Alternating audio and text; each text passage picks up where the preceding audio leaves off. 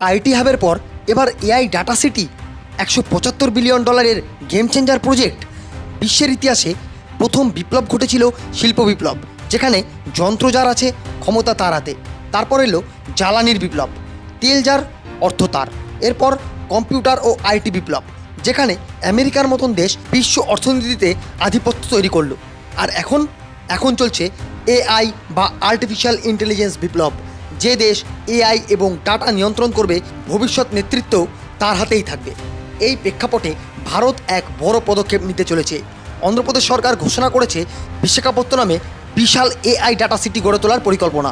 বিশাখাপত্তনমের প্রায় 100 কিলোমিটার এলাকা জুড়ে তৈরি হবে এই ডাটা ইকোসিস্টেম, যা বিস্তৃতিতে সমগ্র তাইওয়ান দেশের সমান। এখানে গড়ে উঠবে একাধিক high capability data center, cloud infrastructure, AI research park এবং গ্লোবাল টেক কোম্পানির হাব।